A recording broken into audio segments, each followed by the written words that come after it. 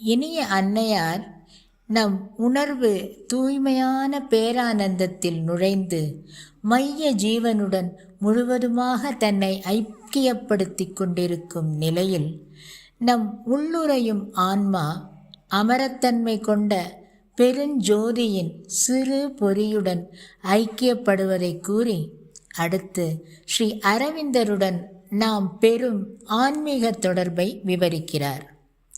இங்கே இன்னும் கீழே ஆழத்தில் இந்த தூய்மைப்படுத்தும் பெருஞ்சோதியில் ஸ்ரீ அரவிந்தர் உரைகிறார். ஸ்ரீ அரவிந்தரே மாறா பேரானந்தம், சர்வ வல்லமையுள்ள வெல்லுதற்கு அரிய நம்முடைய இருப்பின் பரம பிரபு. அவரே இருப்பில் எங்கும் நிறைந்து வெளிப்பட்டிருக்கிற பரமன். பரமனது செயல் நிறைவேற்றத்தில் சர்வ சக்தி உள்ளவராகிய பரம பிரபு. ஸ்ரீ அரவிந்தரே வெளிப்பட்டிருக்கும் பரம பேராற்றலின் அனைத்தையும் அறிந்தவர். அவரே அந்த இலக்கு, தலைவன், அன்பன். அவரே பரம பிரபு. ஒருவன் உண்மையாக அவரை இதயத்தில் இருந்து அழைத்தால் ஸ்ரீ அரவிந்தர் பதிலளிக்கிறார்.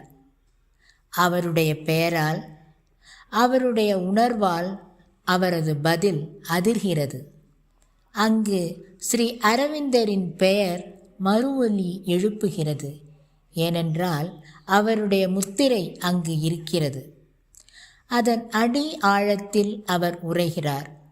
எல்லா இருப்பும் அவரால் வாழ்கிறது, அவரால் அதிர்கிறது. இப்பிரபஞ்சம் முழுவதும் அவரால் அதிர்கிறது. அவர் அங்கு எல்லாவற்றிலும் துடிப்புடன் தன்னுடைய சாநித்தியத்தால் அனைத்தையும் உயிரூட்டி கொண்டிருக்கிறார். அவருடைய திருநாமத்தில் அடங்கியுள்ள பேரின்பம் இங்கு அனைத்தையும் ஊடுருவி சென்று தூய்மைப்படுத்துகிறது.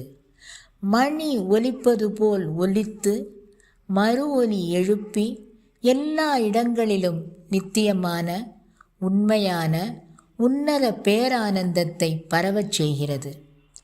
அவருடைய திருநாமத்தினால் இருப்பிற்கு ஓர் ஆழ்ந்த பொருள் உண்டாகிறது.